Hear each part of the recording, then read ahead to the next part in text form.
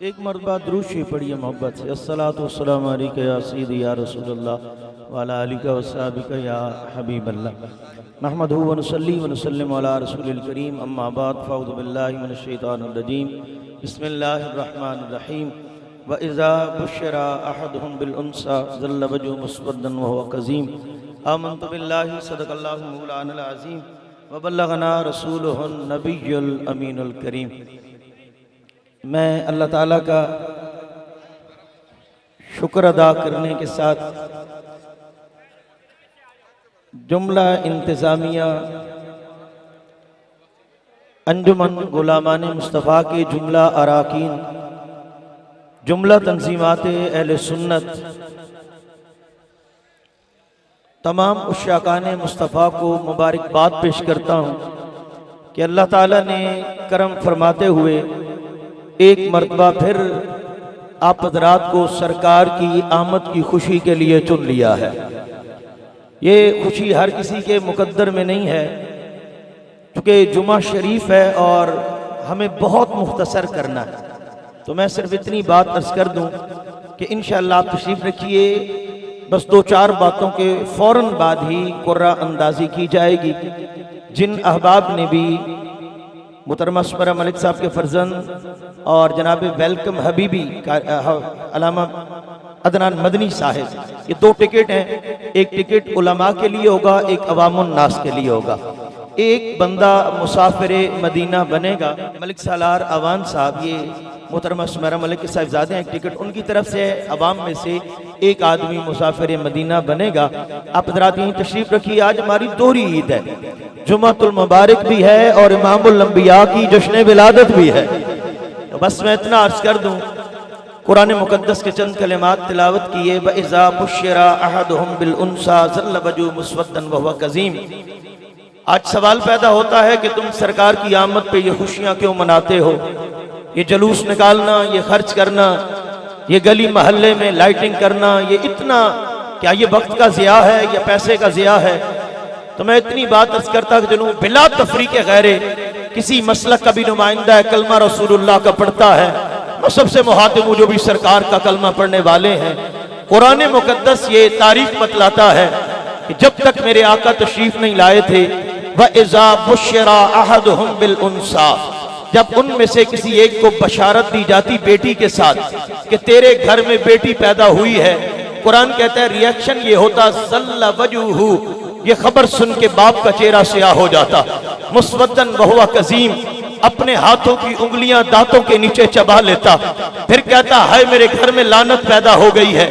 گھر کے مرد کٹھے ہو جاتے، ایک میٹنگ بلا لی جاتی، اس لعنت سے کیا سلوک کیا جائے۔ کوئی کہتا اسے استبل میں ڈال دو، اگر جانوروں کے سموں نے روت دیا تو ہماری جان چھوٹ جائے گی۔ کوئی کہتا بچ گئی تو جانوروں کی خدمت میں مامور ہوگی۔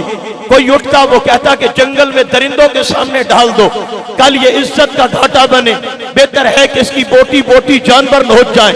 کوئی اٹھتا وہ کہتا میں زندہ درگور کر کے آتا ہوں۔ کوئی اٹھتا ماں کی چھاتی پہ رکھ کے جس طرح مولی سے پتے مرہون لیے جائیں، ایک وہ بھی تو جہان تھا، وہ بھی تو زمانہ تھا، جس طرح مولی سے پتے مرہون لیے جائیں، اس ننھی سی جان کا دھڑ سر سے الگ کر دیا جاتا۔ لیکن خوشیاں اس لیے کرتے ہیں، صرف بریلوی بیٹیوں سے پیار نہیں کرتے، صرف دیوبندی بیٹیوں سے پیار نہیں کرتے، صرف میرے اہل تشیع جو ہیں یہ نہیں پیار کرتے، یہ میرے ملک کے اہل حدیث پیار نہیں کرتے۔ بھائی یہودیوں کے پاس چلا جا، نصرانیوں کے پاس چلا جا، ہر کوئی بیٹی کی عزت کرتا نظر آئے گا۔ سوال تو بنتا ہے کہ کل تک جو بیٹیوں کو زندہ درگور کرتے تھے، آج جگر کا ٹکڑا کیسے بنا کے پھرتے ہیں؟ جب داعیہ قلبی میرے نبی کو کہانی سنا رہا تھا، یا رسول اللہ جب میں بستر پہ جاتا ہوں میری بیٹی کی چیخیں مجھے سونے نہیں دیتی، میری بیٹی کے ہاتھ جڑے مجھے نظر آتے ہیں۔ میرے نبی نے کہا داعیہ کیا کیا؟ کہا میری ننھی سی بیٹی تھی، قدم اٹھانے کے قابل ہوئی، میں لے کے جنگل میں گیا، میرے یا رسول میں نے اس کو گڑے میں دبایا، وہ ہاتھ جوڑتی رہی، روتی چلاتی رہی، میرا قصور تو بتلا، لیکن ہمارے دل میں پتھر رکھے تھے، ہمیں رحم نہیں آتا تھا۔ میرے نبی کی یہ کہانی سن کر اتنے آنسو برسے کہ داڑھی تر ہو گئی، دامن میرے مصطفیٰ کا تر ہو گیا۔ اگر امتی ہو سرکار کا، اگر بیٹی کے لیے دل میں درد رکھتا ہے تو پھر یہ سوال مت کرنا کہ میلاد میں جشن کیوں مناتے ہو۔ میں کہتا ہوں سیدہ زہرا کے بابے کے ولادت کا صدقہ ہے جو تیرے گھر میں بیٹی عزت سے بیٹھی ہے۔ تو زندہ درگور کرتا ہر بیٹی کی عزت میرے نبی کے میلاد کا صدقہ۔ آج گھر میں جاؤ، کون سا بندہ ہے جو بیٹی کے غم میں دکھی نہیں ہوتا؟ یہ کوئی کسی باپ سے پوچھے، صاحب اولاد بیٹھے ہو، میں کوئی حکایت روایت یا ترایت کی بات نہیں کرتا، یہ مشاہدات ہر گھر کی کہانی ہے۔ گھر میں آؤ، بیٹی کا چہرہ اترا ہو، بندے کا دل اداس ہو جاتا ہے، تھکن پھول جاتی ہے، بندہ کہتا ہے میرے جگر کو ٹکڑے کو کیا ہوا؟ تیرے دل میں یہ نرمی کبھی نہ آتی اگر زہرا کا بابا نہ آیا ہوتا۔ ہم اس لیے گلی گلی جشن مناتے ہیں کہ بیٹیوں کی عزت کا بھرم آیا ہے محمد مصطفیٰ کی ولادت کا صدقہ۔ مجھے بتلائیے، لوگ کہتے ہیں کس زمانے کی بات کرتے ہو؟ میں کہتا ہوں وہ بھی زمانہ تھا، ایک گناہ کرتے تھے بندر بن جاتے تھے، ایک گناہ کرتے خنزیر بن جاتے، ایک گناہ کرتے آسمان سے پتھر برستے۔ تو اور میں ہزاروں گناہ کریں، کروڑوں گناہ کریں، سوتے بھی انسان ہیں، جاگتے بھی انسان ہیں۔ کبھی قرآن سے مڑ کے تاریخ تو پوچھ کہ اللہ کے کلام رہنمائی کرنا، تو جو تبیان لکل شے کا دعوے دار ہے، وَكُلَّ شَيْءٍ أَحْصَيْنَاهُ فِي إِمَامٍ مُبِينٍ کے تذکرے لے کے آیا ہے، تو پھر ہماری رہنمائی کرنا کہ کہاں آسمان سے پتھر برستے ہیں، کہاں بندر اور خنزیر بنتے ہیں۔ یہ مولوی کی شکل سلامت کیوں ہے؟ ہزاروں گناہوں کے باوجود بگڑی کیوں نہیں؟ قرآن آواز دیتے مَا كَانَ اللَّهُ لِيُعَذِّبَهُمْ وَأَنْتَ فِيهِمْ۔ وہ جشن منانے والے اسی بات پہ ساری زندگی جھکا رہے، نبی کی نعمتوں کا بدل نہیں ہو سکتا۔ تو ہزار گناہ کر کے سوتا بھی انسان ہے، جاگتا بھی انسان۔ یہ مت گمان کرنا کہ مولوی کی زبان جب تک سلامت ہے سرکار کا ذکر ہوگا، نہیں۔ جب تک یہ میرے نعت خان بھائی بیٹھے ہیں سرکار کا ذکر بلند ہوگا، نہیں۔ اللہ فرماتا ہے وَرَفَعْنَا لَكَ ذِكْرَكَ، ہم نے کسی کا محتاج نہیں رکھا۔ یہ تو اپنی اپنی قسمت ہے، روکنے والا کون، کرنے والا کون، یہ تو رب چن رہا ہے۔ اصل بات یہ ان اللہ و ملائکتہ یصلون علی النبی پڑھو۔ واقع کہ اللہ الاطلاق شیخ عبدالحق محدث دہلوی یہ وہ بندہ ہے جو ہر رات سرکار کا دیدار کرتا ہے۔ پوچھا گیا شیخ بتلاؤ رب کا درود کیا ہے؟ انہوں نے کہا ہمارا درود تو دعائیہ ہے، اللہم صلی علی۔ رب کا کیا ہے؟ فرمایا رب کا درود یہ ہے رب فرشتوں کو جمع کرتا ہے اور اپنے یار کی شانیں بیان کرتا ہے۔ الحمدللہ ہم وہ کام کر رہے ہیں جو عرش پہ خدا کرنے والا ہے۔ ایک شعر پڑھ لیتے ہیں، مل کے کہیے ذرا سبحان اللہ۔ میں ہاتھ دیکھنا چاہتا ہوں، پتہ نہیں کون مسافر مدینہ بننے والا ہے، مل کے کہیے اللہ اکبر۔ ذکر تیرے یار دا مولا کرے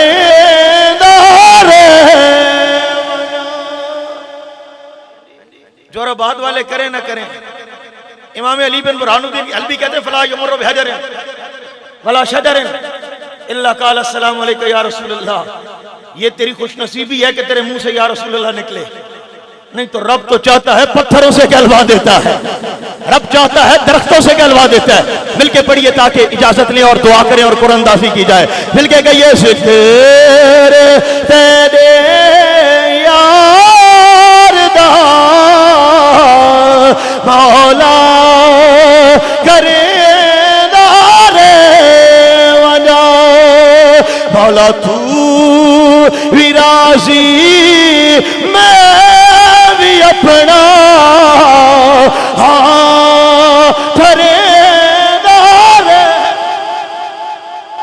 آخر میں چھوٹی سی بات عرض کرتا ہوں، یہ آپ کے پڑوس ملک میں پی ایچ ڈی کرنے والے زیادہ، ڈاکٹر زیادہ۔ اب دیکھیے نا جب باری آتی ہے تو انہیں گائے کا پیشاب بھی متبرک لگتا ہے، یہ حال ہے۔ اور تیرا میرا چھوٹا بچہ بھی ہو رہا ہے، گائے کا پیشاب ذرا کپڑے پہ بھی لگ جائے اسے چین نہیں آتا جب تک دھو نہ لیا جائے. تو اس بچے سے جا کے پوچھو، وہ تو پی ایچ ڈی تھے، ڈاکٹر تھے، بڑے بڑے عہدوں پہ چلے گئے، آج تک یہ سمجھ نہیں آئی کہ گائے کے پیشاب کا حال کیا ہے.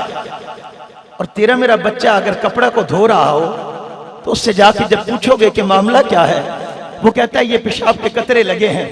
یہ پلیت ہوتے ہیں ابا چاچا، یہ پلیت ہوتے ہیں. وہ کپڑے پہ قطرہ گوارا نہیں کرتا، وہ پینے کو تیار بیٹھے ہیں.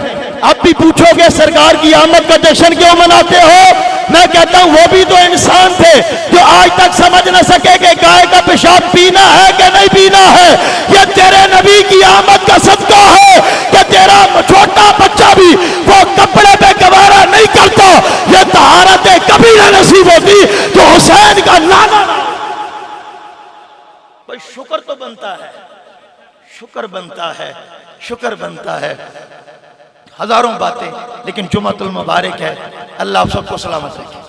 ہمارے جتنے کالونیوں سے دوست آئے، میں سب علماء کا نام، یہ ہمارے سروں کے تاج، یہ ان کی محنتیں، اللہ ان کو سلامت رکھے. ہماری انجمن کے سرپرست صدر ہے ملک رفاقت صاحب، اللہ تعالیٰ سب کو سلامت رکھے.